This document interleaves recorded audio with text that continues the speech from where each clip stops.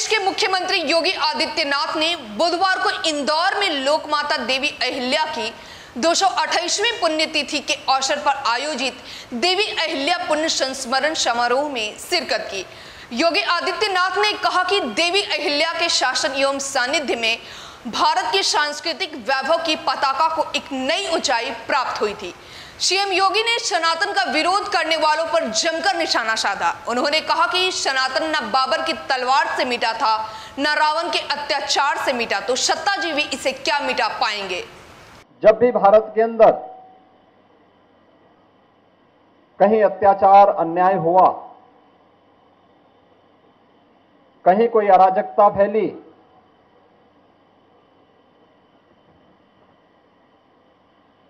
तुम्हारी ईश्वरीय अवतारों ने एक विशिष्ट प्रकाश पुंज के रूप में समाज का मार्गदर्शन किया। जब शांति काल हो तो सामान्य नागरिकों को कर्म की प्रेरणा प्रदान करने वाला कर्मण्येवाधिकारस्ते मा फलेषु कदाचन, इस भाव को अंगीकार करने वाली वह प्रेरणा जहां समाज को सदैव ऊर्जावान बनाने के लिए प्रेरित करती रही है, वहीं भगवान की ये प्रेरणा जब समाज संकट में हो, दुष्ट प्रवृत्ति के तत्व जहां कहीं शांति में, विधि व्यवस्था में खलल डालने का प्रयास कर रहे हो, तो परित्राणाय साधूनाम विनाशाय च दुष्कृताम का यह भाव भी दिखाने में और उसे व्यवहारिक धरातल पर उतारने में इन ईश्वरीय अवतारों ने कभी कहीं कोई कोर कसर नहीं छोड़ी। और जब भी शांति के समय हो या संकट का समय, भारतीय समाज के सामने कोई भी इस प्रकार की स्थिति पैदा हुई तो भगवान श्री कृष्ण का यह चरित्र हम सबको एक नई प्रेरणा, नई ऊर्जा से आगे बढ़ाने का कार्य करता है। आज का समय जब पूरा देश एक सकारात्मक दिशा में आगे बढ़ने के लिए कार्य कर रहा है, अपनी विरासत का सम्मान करते हुए एक नई ऊर्जा से आगे बढ़ने का कार्य कर रहा है, उन स्थितियों में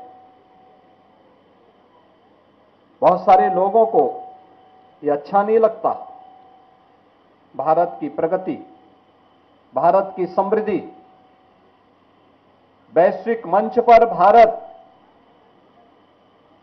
जिस एक नए अवतार के रूप में जाना जा रहा है, कुछ लोगों को यह अच्छा नहीं लगता। जहां पूरा देश आज गौरव की अनुभूति कर रहा है कि आजादी के अमृत महोत्सव के बाद अमृत काल में नई उपलब्धियों के साथ भारत दुनिया के अंदर जाना जा रहा है, तब इन उपलब्धियों को कहीं ना कहीं कमजोर करने के लिए उनके द्वारा भारत, भारतीयता, भारत की सनातन परंपरा पर उंगली उठाने का प्रयास हो रहा है, विरासत को अपमानित करने का प्रयास हो रहा है, विरासत के प्रति समाज की दृष्टि को कमतर करने का कुत्सित प्रयास हो रहा है। लेकिन इनसे सब भूल गए कि जो सनातन नहीं मिटा था, रावण के अहंकार से जो सनातन नहीं टिका था, कंस के हुंकार से जो सनातन नहीं मिटा था, बाबर और औरंगजेब के अत्याचार से वह सनातन इन तुच्छ सत्ता परजीवी जीवों से क्या मिट पाएगा। आज इनको स्वयं अपने कृत्यों पर लज्जित होना चाहिए। मानवता का धर्म जो सनातन धर्म है, उस पर उंगली उठाने का मतलब मानवता को संकट में डालने का कुत्सित प्रयास।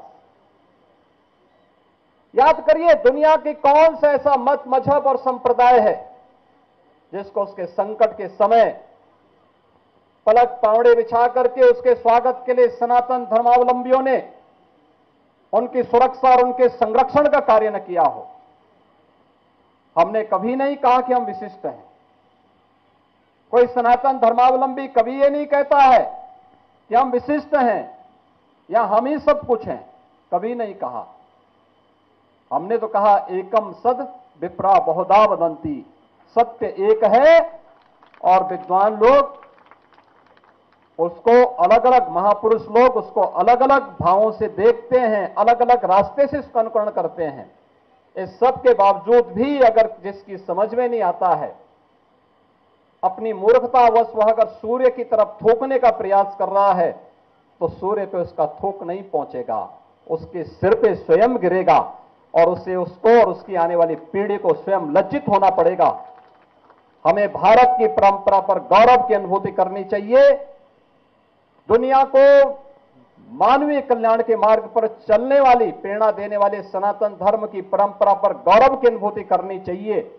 ये भारत की राष्ट्रीयता का प्रतीक है, भारत को एक नई प्रेरणा देने का माध्यम है, दुनिया के अंदर मानवता के कल्याण का मार्ग प्रशस्त करने वाला माध्यम बनता है। और यही कारण है कि आजादी के अमृत महोत्सव के उपरांत अमृत काल के प्रथम वर्ष में जब भारत दुनिया का G20 के देशों का प्रतिनिधित्व प्रधानमंत्री मोदी जी के नेतृत्व में कर रहा है, तो भारत ने G20 का थीम भी दिया वसुधैव कुटुंबकम का। याद करिए, दुनिया जिस शब्द के तात्विक बोध को समझने में हो सकता है कि कहीं कोई कमी रह गई हो, लेकिन भारत हजारों वर्षों से इस बात को मानता रहा है, उस बात को अंगीकार करता रहा है। और जब भारत को अपनी इन उपलब्धियों पर गौरव की अनुभूति होनी चाहिए, हर भारतवासी जब इन मुद्दों को लेकर के एकजुट होकर के भारत की 140 करोड़ की आबादी जब भारत के यशस्वी नेतृत्व में आगे बढ़कर के एक साथ कार्य करेगा, तो भारत को दुनिया की सबसे बड़ी ताकत के रूप में उभरने से कोई रोक नहीं सकता है। लेकिन जो लोग भारत की प्रगति और भारत की समृद्धि जिनको अच्छा नहीं लगता, वे लोग कुछ न कुछ व्यवधान पैदा करने का प्रयास करेंगे। हम लोगों को इनकी परवाह के बगैर अपने पथ पर अग्रसर होना होगा, क्योंकि एक काल में नहीं हुआ, हर काल में सत्य को झुठलाने का प्रयास हुआ है।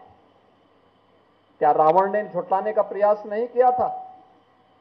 क्या उससे पहले हिरण्यकश्यप ने ईश्वर की और सनातन धर्म की अवमानना करने का प्रयास नहीं किया था? क्या कंस ने ईश्वरीय सत्ता को चुनौती नहीं दी थी? और ईश्वरीय सत्ता को चुनौती देने वाले आज क्या कर रहे हैं, उनकी स्थिति क्या है? सब कुछ मिट गया, कुछ नहीं बचा है। लेकिन ईश्वर जैसे सत्य है, शाश्वत है, ऐसे सनातन धर्म भी सत्य है, शाश्वत है। हमें सत्य और शाश्वतता को सदैव अंगीकार करके सकारात्मक भाव के से आगे बढ़ना चाहिए।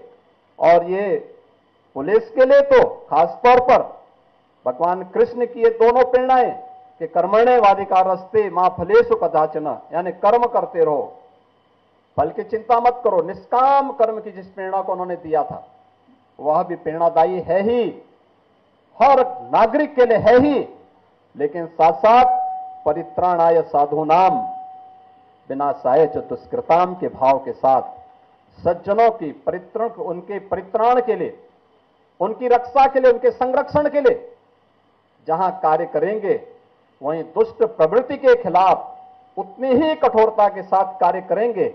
और उत्तर प्रदेश जैसे राज्य में पुलिस ने भगवान श्री कृष्ण के इन सभी उपदेशों को अंगीकार करते आज उत्तर प्रदेश के परसेप्शन को बदलने में बहुत बड़ी भूमिका का निर्वहन किया है। आज इसी का परिणाम है एक वर्ष में 31 करोड़ पर्यटक उत्तर प्रदेश में आते हैं।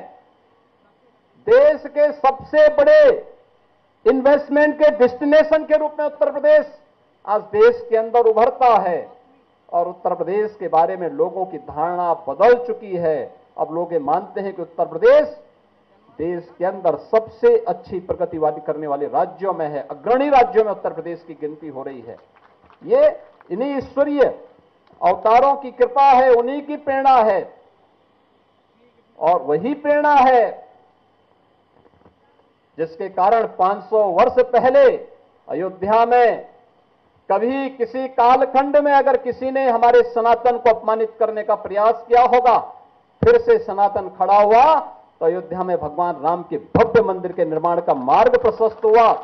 तो काशी में काशी विश्वनाथ धाम पूरी दुनिया को अपनी ओर आकर्षित कर रहा है। आज श्री कृष्ण जन्माष्टमी है। हम सब भगवान श्री कृष्ण के इन भावों को अंगीकार करें